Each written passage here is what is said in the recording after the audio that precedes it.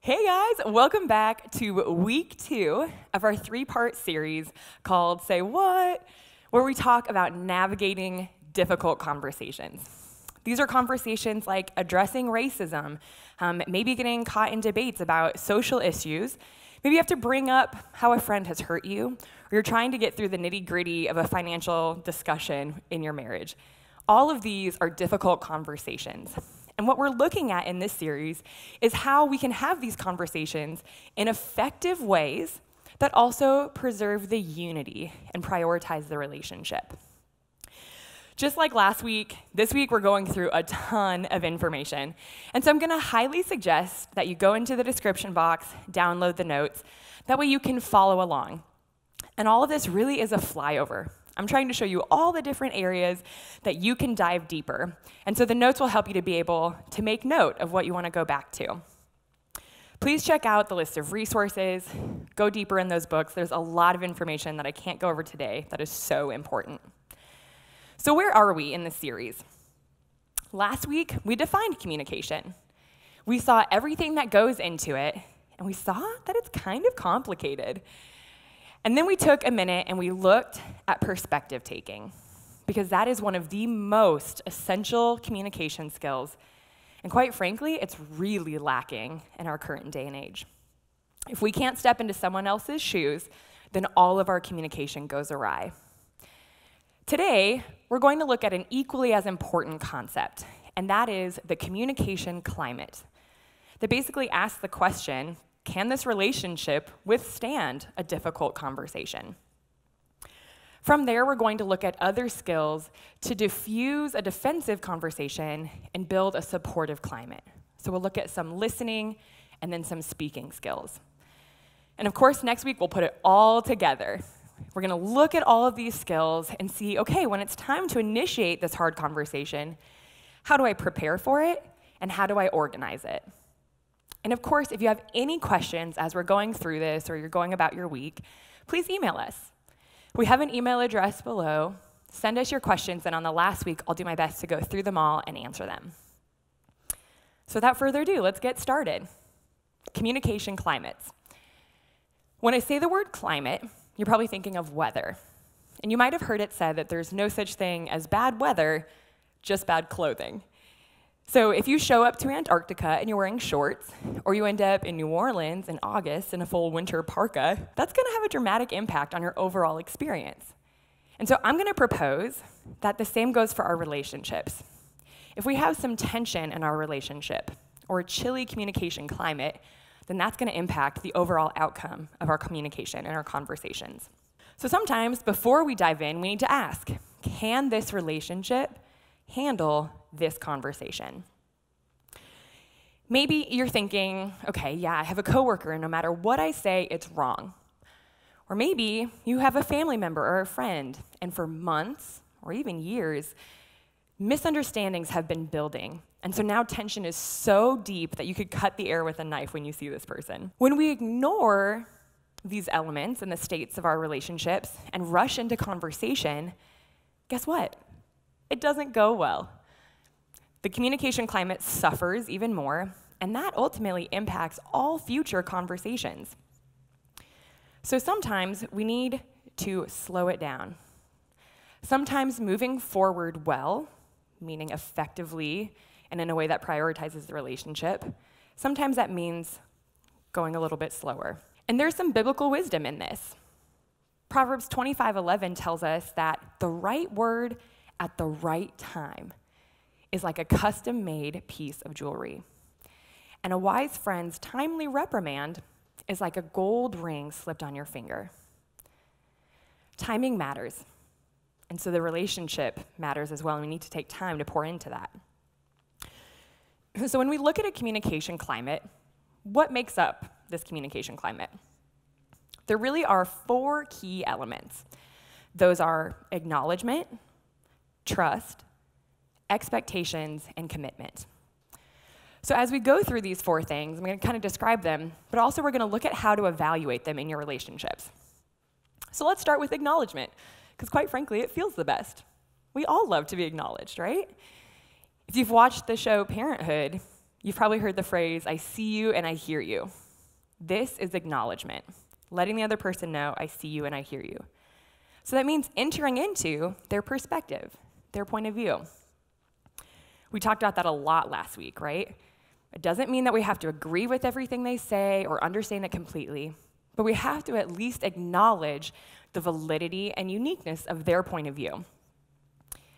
Within acknowledgement, responsiveness is key. If I don't respond to you, or if I respond poorly to you, that's going to minimize acknowledgement in our relationship. So as we evaluate acknowledgement, we need to ask ourselves, in this relationship, do we both feel seen and heard? Are we communicating that to each other in ways that we're picking it up?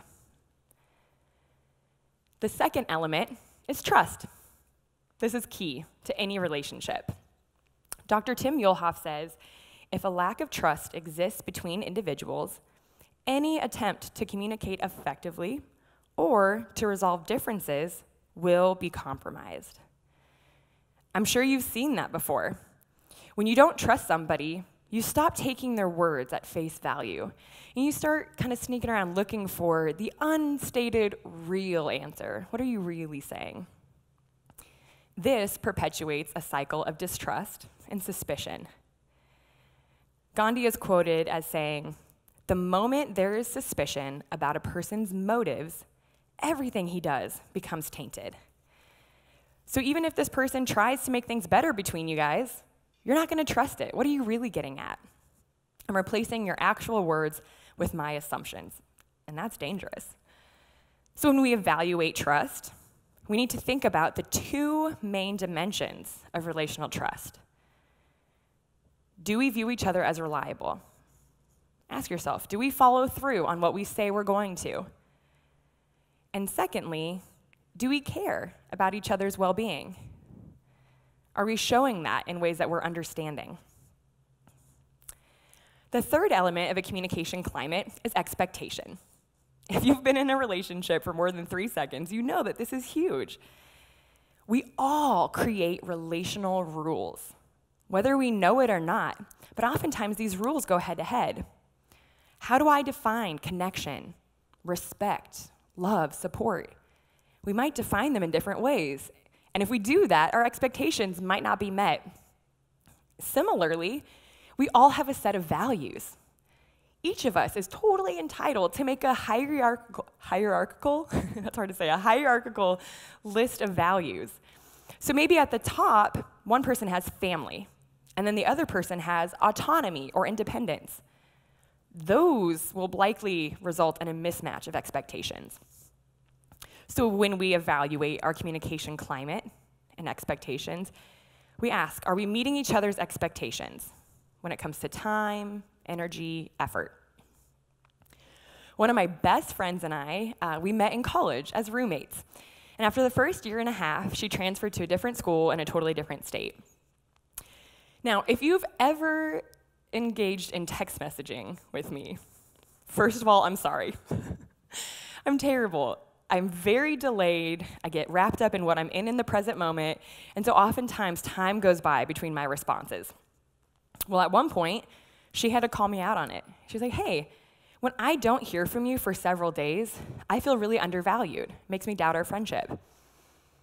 As you can imagine, no one likes to hear that. And for a second, because our expectations weren't being met, the communication climate was chilly, right? That's where we were lacking, was in expectations. Lastly, the fourth element of a communication climate is commitment. This is the assumption of a future. So when you evaluate this, you need to ask yourself, are we secure in where our relationship stands? I've lived all over the world, I've lived all over the country. Some of my best friends I haven't seen for years. And most of the time, it's okay if we only talk once a quarter, because we know we're committed to each other. But that being said, if things start to feel a little tense, I might have to check back in. Hey, are we sure that we're committed? Do we feel the same way about the relationship? I might need to pour into this element of our communication climate. So the things that make up a communication climate are acknowledgement, expectations, trust, and commitment. So if you've identified a particular area where this is a little lacking, what do? How do we improve our communication climates? And ultimately, how do we sustain a good one? If you have a good thing going, how do we keep that? As we saw last week, communication is entirely based on the individuals. And so you might have to adapt the way that you communicate based on the other person. So for some of us, we think about this, and we can make a direct approach to improving this. Others of us, things are so tense, we might have to take a more subtle approach. So in the example of my roommate, she knew that I value really open and honest communication and that I can take critique. And so she decided to take a direct approach. She called out the unmet expectation directly. So if you're in that stage and you're in that place with that person, how do you do that without making things really awkward or potentially worse? It matters how you begin that conversation. So I'm gonna give you a formula. And just like last time, anytime I give you a formula, what matters the most? Tone. Tone matters. Don't do this over text message, and make sure that you're coming in gracious when you use this formula. It comes from Dr. Tim Muehlhoff in his book, I Beg to Differ. And I'm going to beg you to check it out because it's transformative. But we're going to call this the XYZ formula. It says, when you do X in situation Y, I feel Z. So my roommate, what did she say? She said, hey, when you don't respond to my text messages for several days, I feel undervalued. See, what we do when we take that approach is we acknowledge that there's a correlation. You're doing something, I'm having a reaction. But we're owning our feelings, and we're inviting a dialogue. We're inviting the other person to acknowledge or to discuss what's happening. We're not blaming and throwing fingers. If you do that, that'll start defensive, and your climate will probably suffer as a result. So start with the X, Y, Z. Now, for the rest of us, if this climate is so tense, so chilly, that you can't take a direct approach, how do we actively improve the climate? Let's look first at acknowledgement. If your acknowledgement is straight up frigid, like Antarctica status, you have to start with the I see you, right? If we have the I see you, I hear you, this is where you start with I see you. So maybe somebody walks by in the hall and you say, hey, I like your shirt. Maybe you're in a group setting, a work meeting, maybe a V group. This person contributes something to the conversation and you say, that was well said. Now, don't lie about it. You have to be authentic. But within that, you have to actively be looking for the positive things that the other person is doing. So not only will this help the other person to feel seen and acknowledged, but it also changes your attitude. You're no longer looking for ways that you don't like this person. This will improve acknowledgement. Secondly, as I mentioned, responsiveness is key. If you want to build acknowledgement, you have to respond to the other person and respond well. So, how do you do that? You ask the other person about themselves. Dive in to their perspective. Now, when I say attend to the other person's perspective, you gotta start small. Because if you're trying to build and warm up your climate, if you launch in and you're like, hey, tell me your thoughts on the criminal justice system. Sure, that might be the conversation you're eventually building towards, but you cannot start there if you have a chilly climate. So ask them, hey, I saw you went to this restaurant. How was it? Hey, I noticed you just went on a trip. I would love to get together with you, hear more about it. Now, the point is that you're not trying to engage conversation so that you can share your opinion or your perspective, your experience. The goal is to let them feel heard. So while they're talking, how do you respond well? I'm going to give you three key things. The first thing you can do is let the other person know that what they have said has made an impression on you. If you don't know what to say, you can nod in agreement. Oh, right? Use your body language to communicate that you're tracking. Or you can say things like, wow, I had never thought about that. Or man, that's so interesting. Let them know that what they have said has made an impression on you. The second thing you can do is communicate to them that their feelings matter to you. If they come in and they're super excited about something, say, gosh, I'm so excited to see you excited. This makes me so happy. Or maybe they're talking about some tough feelings. Man, I'm so sorry that you're so anxious. That's no fun. Let them know that their feelings matter to you. And then lastly, respond to the content. Too quickly, we just blaze past the content, and then they don't feel heard, right? Just like you wouldn't. So how do we do that? This is where I get really nervous, because communication is so spontaneous. You can't prepare, and I like to be prepared. So how do you respond? If you have no idea, at the very minimum, this is for all you counselors, paraphrase. Repeat back to them what they have said to you. Man, it sounds like work is really stressful right now because there's not enough people to do all of the work. Another way that you can respond is by asking questions. Maybe you're having a hard time tracking because you don't understand the other person's situation. You can ask them, okay, it sounds like your work is totally different than mine. Walk me through a day in the life of you. Or maybe you notice a feeling and you're not quite sure where that's coming from. Okay, I can tell that you're really anxious. Can you help me understand what feels most stressful about your job? This is a great way to make the other person feel seen and heard. And lastly, ask them if there's anything else that they want to add. The Undivided series has a listening guide, and they put this really well. It says, listen until they feel that they are understood. Too often, we decide, cool, I got it, moving on. But maybe the other person doesn't feel like you got it. My father-in-law has a great example. He calls this walking them to the end of the hall. Pretend like you're walking down a long hallway and let the person gauge where you're at. If they stop, stop with them. If they keep going, walk with them. And walk with them until they decide, okay, we're at the end. We can turn off now. When you do all of these things, you strengthen acknowledgement, and that ultimately helps the other person let their guard down, and that sets the tone for the relationship and for any future conversations. Now let's look at trust. If trust is lacking in your relationship, you're going to have to look somewhere other than here for suggestions. That's a huge issue, a huge, complicated thing. So Google Brené Brown, Anatomy of Trust, hang out with that for a while. But from a communication standpoint, if you are trying to build up trust in your communication climate, think about the two dimensions that we talked about. Are you reliable? Do you care about my well-being? If you are the person responsible for the breach of trust, recognize that it is a gradual process. And any time that you show that you are reliable, and any time that you show that you care about the person, that is a drop in the bucket. And so on the other end, if you flake out, that's going to negatively impact trust. So make sure you're paying attention to those two elements. And if you're on the receiving end, it's also important for you to realize that it's a gradual process. So every time someone follows through or they show you they care, recognize that. See that as a drop in the bucket.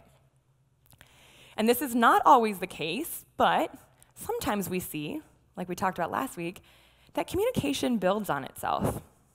So, do you not trust somebody because they're not reliable? They always flake out? Do they always flake out because you always flake out? Sometimes we need to ask ourselves, am I reliable? And do I actively show them that I care about their well-being? Make sure that you are also contributing positively to the trust in the climate. Third, we have expectations. If you need to strengthen expectations, it's pretty simple. Pretty simple in thought, maybe not in action. But you need to lower your expectations and you need to define them. So I have a lot of friends, and not every friend has the same role. Some I go to for deep conversations, others are just for fun. Some people are the people I go to the fun events with, but very rarely do they encompass all of them. And so sometimes that means I have to lower my expectations or adjust them. What has this person shown me that they can actually contribute? Maybe I need to lower my expectation to match that. Sometimes we have expectations that we are unwilling to compromise on. This is important to me. That's fine. But then you need to be able to define that expectation for yourself and also for the other individual. Oftentimes, we see this happen when there's a change. Maybe someone has a new job. Maybe they've had a baby. Or maybe they've moved to a new state. we might have to redefine these expectations. So how do you do that in a way that doesn't result in tension? Well, last week, when we looked at perception, we talked about a way to present it. So you can always say, hey, this is what I'm noticing. Are you noticing the same? Hey, I'm noticing with this new job, we don't get to see each other as much. Have you noticed that? And of course, we can always bring it up in the XYZ formula. Like my roommate, right? Hey, now that we're not living together, when you don't respond to my text message for a couple days, I feel undervalued. If you need to strengthen commitment, the best way to do this is to remember the past with this individual and then invest in the present. Because when we invest in the present, we are ultimately investing in the future. An investment in the present in that relationship is an investment in the future. So if things are tense, you probably can't talk about the big things. So start small. I hate to break it to you, but we're going to have to engage in small talk. Nobody likes small talk, but it does serve a really great purpose. It can help us to breach that gap. Let us initiate a conversation. We can learn about the rhythm of someone else's life, the day in and day out. Maybe that'll help us to understand some other things going on. But it also helps the other person know that you're invested in them now, and that feels like an investment in the future relationship. We can also build rapport. Rapport building is when you tap into shared experiences or maybe shared similarities. So studies have shown that not always, but a good majority of the time, men do this best through activity. So if you're a man and you're like, hey, I don't know where I stand in this relationship with this person, the best way to build rapport, invite them to do something with you, to go shoot a bow and arrow, to a game night, maybe to go play soccer. And for ladies, again, this is not always, but studies have shown that on average, most people do this through talking. So talk with each other. If you see something on Instagram, send it to her. Hey, this made me think of you. Maybe bring up something that you've done together. Hey, you know what? I was thinking the other day about that one time. When people do this, this helps to confirm that we're in this, we're friends, we're moving forward well together. Okay, Carissa, this is cool, but what if I'm the only one improving the climate? What if I'm the only one contributing positively? Yeah, I hate to break it to you, but that's probably what's gonna happen. Most of the time, you will be the only person actively contributing to a positive climate. So why should we do it? That's not fair. Well, I'm gonna propose that this is a good thing for you to do regardless of what the other person does. So hang with me, here we go. Reasons why you should work to improve a climate even if you're doing it alone. Number one, when we give gifts not expecting anything in return. If you only gave people things that you could get something would be off there, right? And so when we think about things like acknowledgement, that is a gift. If somebody listened to you and attended to you in that way, wouldn't you feel really great? So when we give the gift of good communication and a good communication climate, we can give that without expecting something in return. Another reason that we should do this, even if we're the only one, is because of this thing called the social justice theory. Now, the social justice theory tells us that attitude change can be seen as moving along a continuum, and that it moves gradually. We move from rejection to acceptance. So we see this in marketing, we see it in societal change, but we also see it in relationships. So let's make sure that if we're trying to move our relationship from rejection to acceptance, that our contribution moves the needle forward, and that we're not doing anything that could potentially move it backwards. It's also worth noting that you're here listening to this, the other person might not be. So right off the bat, you're farther along on this line than the other person is, and that's okay. Let them be where they are. Maybe you're somebody like me, and I tend to move from rejection to acceptance really quick. Maybe the other person's not. Maybe they take a little bit longer. Give them grace in that. Make sure that you are just contributing in a way that moves it forward. And this leads me to the third point, and I want to talk to you about communication spirals. Dr. Tim Muehlhoff says that the actions of one person accelerate the actions of the other person. This is how we have huge family feuds, right? One action accelerates the other, and before you know it, you have a full-blown negative spiral. So at the very least, when you contribute positively to a communication climate, you are preventing that negative spiral from gaining momentum. And so eventually, as you stop it, yeah, it's gonna feel tiring. It might feel a little exhausting, but eventually, as you stop the negative spiral, you start to lay the groundwork for then a positive spiral to form.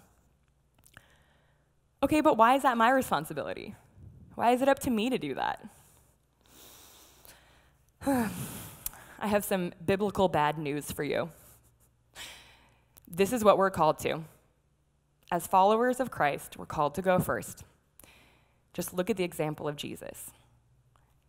We're to be peacemakers, even if it is not reciprocated or fair. Proverbs 19:11 says that good sense makes one slow to anger, and it is his glory to overlook an offense. Matthew chapter 5, verse 39 encourages us to turn the other cheek. And later on in that chapter, in verse 44, we see love your enemy and pray for those who persecute you. Galatians 6:7, a man reaps what he sows. So yeah, it might not be fair, but if we are going first and we're doing the right thing and contributing positively, we're sowing good seeds.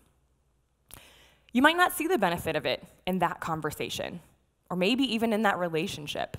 Maybe it takes years for it to materialize. But one thing we do know is that God's word never returns void.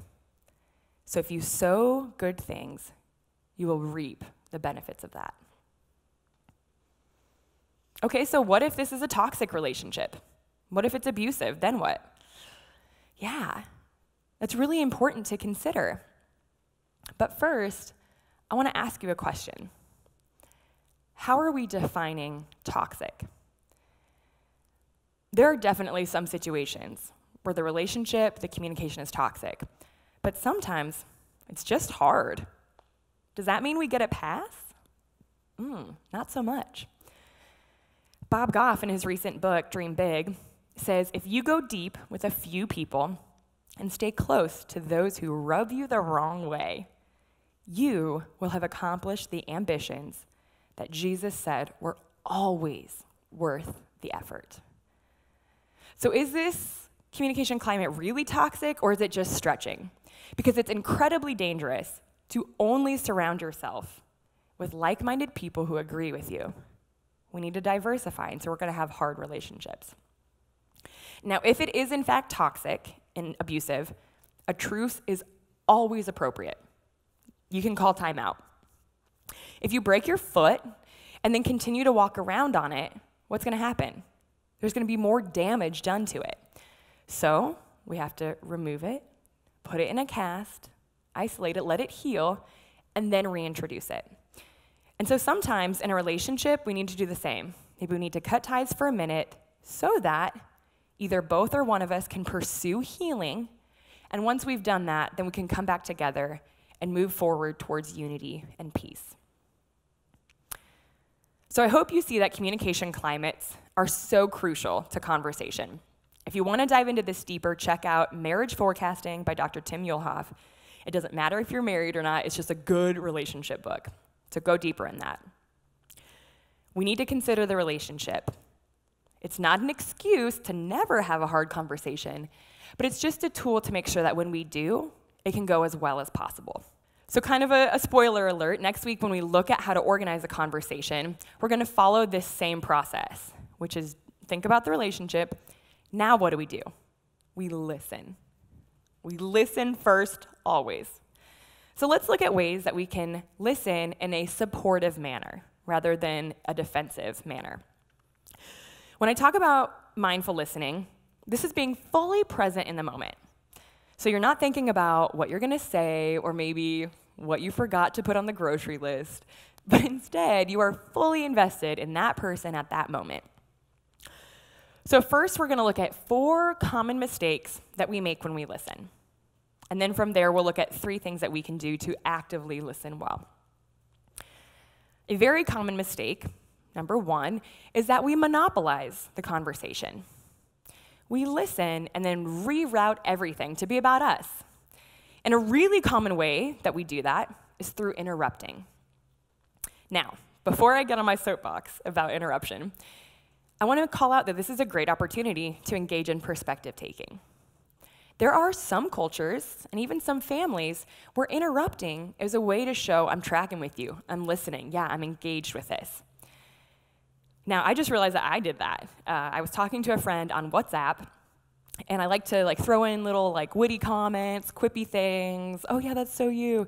But when you do that on WhatsApp, it kind of stalls the progress. And so it interrupts them, it comes at the wrong time, they're like, hello, are you there? You totally clunked up the whole thing. So similarly, if you are somebody or you're part of a culture where you do that, recognize who you're talking to. Are they going along with it, or is it clunking things up? Because again, we communicate in a person-centered manner. So if the other person is not going with it, then we might need to adapt how we listen. So with that being said, when is interrupting never okay? It's not okay to interrupt somebody so that you can talk about what you want to talk about. Ladies and gentlemen, I give you Kanye West, right? I'm gonna let you finish, but when you do that, you totally reroute it to be about you. Another way that interruption really messes up communication is when you interrupt so that you can question or challenge somebody. Let's think about sports. If there's a team that's going on a run, they're doing really well, they've got the momentum, what does the other team do to stop their effectiveness? They call a timeout, right? Well, the same thing happens when you interrupt. You're calling timeout on someone else's momentum. And so it makes them a less effective communicator. Chances are, if you would just let them finish, they'll answer your question, or maybe even address what you're going to challenge. But we have to let them get there. Bob Goff has a great example of this. I want you to say the first 3 letters of the alphabet. A, B, C. Okay, now let's say the first 3 numbers on the number line. 1, 2, 3. Now go back and say the next 3 letters. D, E, F. Okay, now back to the number line. 4, 5. When you start to do that, when you get further along in the alphabet, it's going to get really hard to remember where you were. So you might skip some things or overemphasize other things. So it's important that when we're interrupting, we're not causing someone to miscommunicate because they can't keep track of their thought. Another common mistake in listening is selective listening. Now, we hear this joked about, especially in marriage, but there is one form of selective listening that is less commonly identified, but I would argue it is very common. This is what we call defensive listening. Dr. Julia Wood describes defensive listening as perceiving personal attacks, criticism, or hostility in communication that is not critical or mean-spirited. We assume that others don't like, trust, or respect us, and so we read these motives into whatever they say, no matter how innocent their communication may be. Yeah, I've done that. This is for all of us petty Bettys out there. You think someone doesn't like you, and so no matter what they say, that's how you interpret it. That's not a fair way to listen. We're putting words and motives in their mouth that, well, they might not be true. So we need to be able to identify this in ourselves, but I also want you to look for this. Now, I don't want you to look for this so you can wave the person down and be like, ha, caught you in defensive listening. Don't do that. That's not helpful. I want you to look for this so that you can diffuse a defensive situation. If there is somebody who has experienced deep hurt in a particular issue, so let's think about some of these conversations on racism. If somebody has painful experiences, chances are they might be a little more defensive in their listening. They might be offended by something you said, and you're thinking, that wasn't offensive. Okay, maybe not. But if we want to diffuse this situation, we need to be able to identify that and tell a more gracious story, like we saw last week. I can tell you're being defensive. You're reading into what I'm saying. Maybe it's coming from a place of hurt. That's a great way to listen well. A third mistake that we make in listening is we ambush. I'm so guilty of this. My Annalise Keating, my little inner lawyer, comes out, and I'm listening for the purpose of attacking you. Oop, that's an inconsistency. Well, that goes directly against that. Ooh, that doesn't make sense because of this, that, and the other. When we do this, we're not listening well. And if you've been on Facebook for 3 seconds, you see this, and you see the effect it has. We've got to watch out for ambushing when we listen. And lastly, a poor thing that we do is we listen literally. When we listen literally, we're listening for content only, and we're completely disregarding the relationship or the feelings.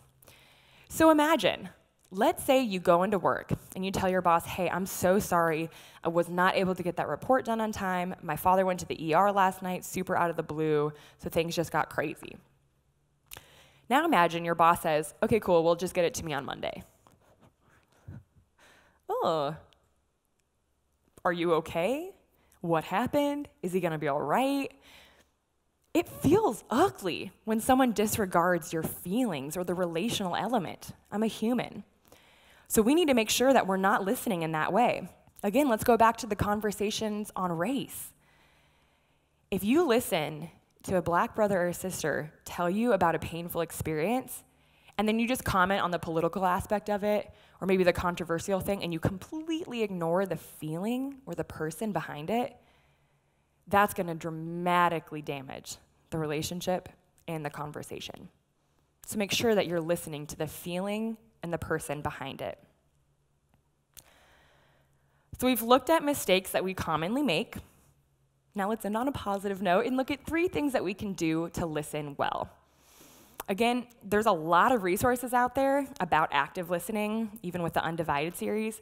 So dive into those more. Here we're just gonna look at some general principles that you can take with you this week. If you wanna be a good listener, the first thing you can do is be open-minded. When you go into a conversation, keep the opinions that you have of the other person and their views, keep them tentative, open to revision. In order to do that, you'll need to engage in their perspective, see things from their side. We saw how important that is in week 1. I love this quote from Robert Bolton. He says, good listeners stay out of the other's way. If you start throwing in your judgments and evaluation, you are setting up roadblocks for that other person to get through when you're listening. Keep an open mind. The second thing that we can do is we can monitor our self-talk and the emotions that come with it. So what happens, right? You sit down and you start listening to somebody, and then all of a sudden you're having thoughts, maybe feelings are coming up. We gotta keep those in check. In 2 Corinthians, we see this idea of taking our thoughts captive. The thoughts that we think ultimately influence our actions. And so the way that we think influences how we understand somebody and how we respond to that person. Again, this is for you counselors. Just because you have a feeling doesn't mean that you have to react to it. So sure, someone might be expressing something and you're getting kind of heated. You don't have to give in to that emotion. You can recognize that it's there, but if you give into it and start to feel that anger, this crazy thing happens. It's called emotional contagion. Studies have shown that we transfer our emotions. All you empaths are thinking, yeah, I know.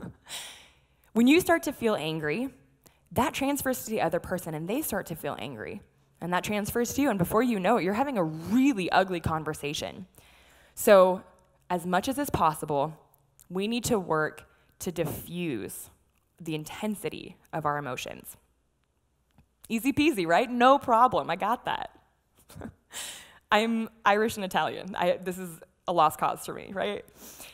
But there is one thing that is so helpful to reducing the intensity of emotions.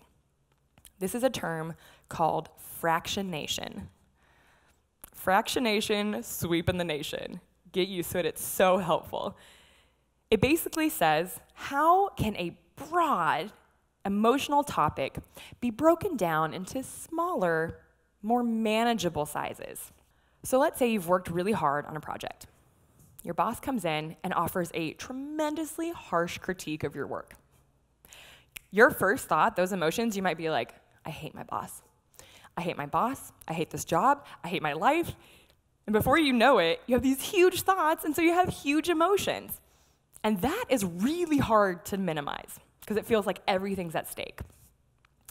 So instead, let's start to see, what am I actually feeling? What are the specifics about what's happening? Do I hate this person? Probably not. Maybe instead I'm feeling something that's more manageable. So in this example, maybe you're embarrassed because you want to be perceived well. That's fair. Maybe you're disappointed because you sincerely thought that you did really well. Or maybe you are just straight up frustrated that you're even feeling all these feelings. Now, I don't know about you, but it is way easier for me to focus on those emotions than I hate my boss, I hate my job, I hate my life. Big thoughts have big emotions, and so smaller thoughts have smaller emotions. The last thing that we can do to be good listeners, and this is going to sound kind of funny, kind of obvious, we need to remember. We need to remember what we've heard. Now, I'm going to share a staggering statistic with you, especially as someone speaking to you. But on average, we forget about 2/3 of what we hear. Or at least I think that's what I heard. Just kidding. That's a real statistic. We forget 2/3 of what we hear. So, knowing that, let's make sure, all y'all petty betties, that we are focusing on the 1/3 that matters. As we saw last week, the meaning that we create comes from what we select and what we organize. So let's make sure that we're not selecting that one thing they said that really rubbed me the wrong way, but instead, we're giving an honest effort to listen to the whole and take away the main nugget. This makes us good listeners. Okay, so that's how we listen supportively. Now it's our turn. Now it's our turn to speak. I want to make sure that when I'm speaking, I am not creating a defensive environment. Because when we get defensive, dialogue shuts down, and then emotions ramp up, and we're no longer having productive conversations, and we're hurting the relationship. So, Jack Gibbs lists out 6 pairings, ways that we can either create defensiveness or supportive climates. So let's go through that list. And this is something that you can sink your teeth into this week, but I'm just going to kind of list them out. The first pairing is evaluation versus description. We as humans become defensive when our thoughts are quickly critiqued or evaluated. So if I'm speaking and the first thing out of your mouth is, really, I don't know about that, that's not what I heard, I'm going to get defensive. We need to be able to repeat back to somebody what we've heard using descriptions, not evaluations. So for example, I can say, okay, I can tell that you're angry. That is a description versus you're being too emotional. That is an evaluation. And if you've ever been told you're being too emotional or too anything, you know that your defensiveness goes right through the roof. The second pairing is neutrality versus empathy. So we as humans become defensive if our thoughts, experiences, yada yada, are met with detached, distant neutrality. So if I come running into you and I'm like, oh man, I'm so excited, this thing happened, and you're like, rude, I'm gonna get defensive. So we need to make sure that when it's our turn to talk, that we engage with the other person's feelings, put ourselves in their shoes, use words that communicate that. The third pairing is strategy versus spontaneity. As humans, we become defensive when we feel we're being manipulated. So if I'm speaking and you ask me questions and I can tell that you're like trying to make a point, or maybe you're leading me into a trap, I'm gonna get defensive. Similarly, if someone says, hey, we need to talk, and I sit down and they have clearly prepared a full monologue, okay, I didn't know we were supposed to prepare for this. I'm defensive. So we need to make sure that we go in with spontaneity. Sure, we're talking about communication principles, but that's so that you can go in and adapt to the conversation, not prepare rigidly and manipulate someone. The fourth pairing is controlling versus problem orientation. We as humans become defensive when we feel that others are forcing their perspectives on us.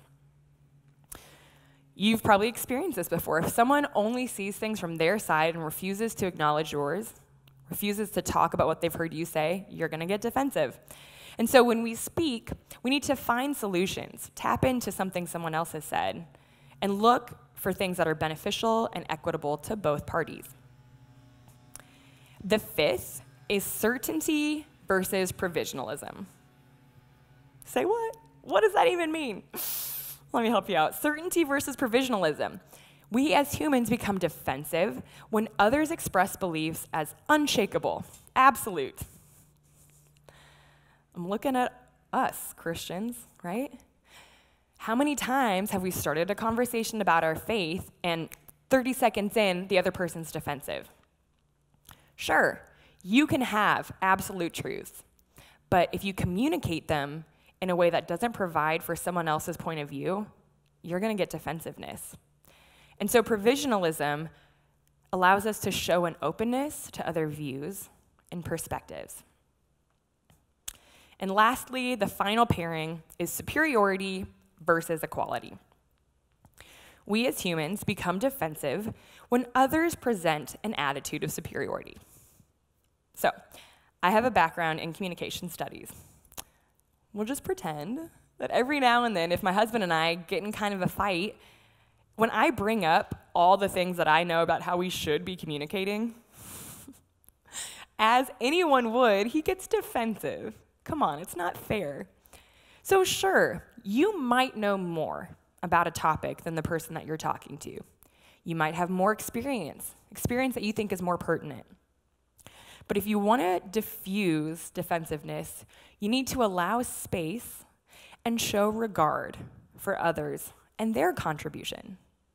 They might have something that you haven't thought about before.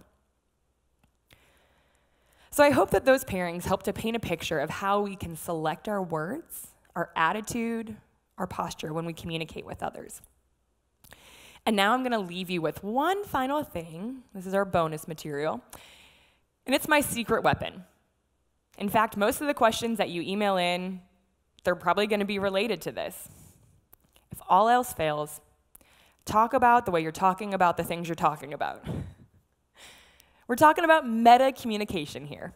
It is always okay to communicate about the communication.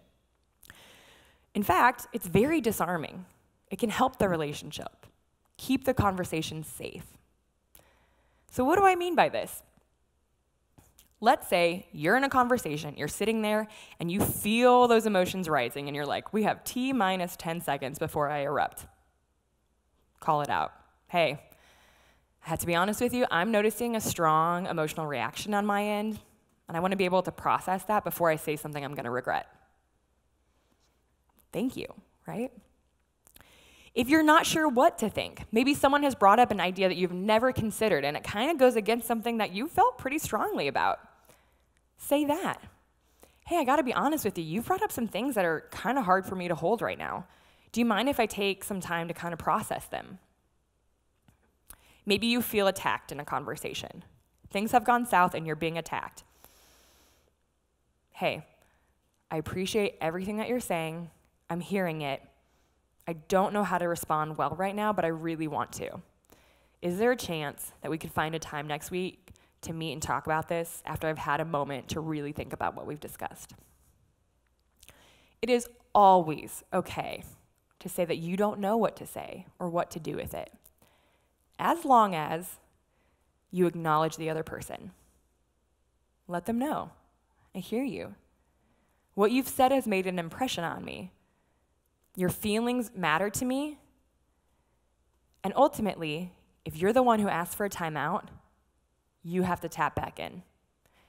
It will dramatically hurt the communication climate if you ask for a break and then never pick it back up. Whew. That was easy.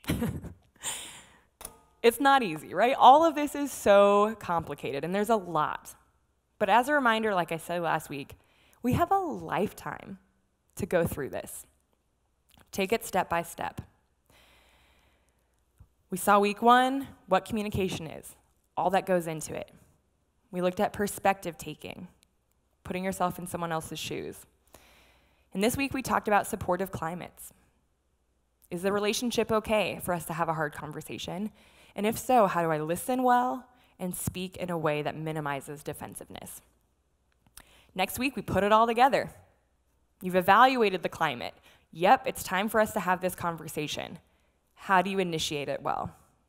How do you prepare for it? And how do you organize it? So to get ready for next week, we've got some more homework. Homework number 1. What is one skill from today that really stood out to you?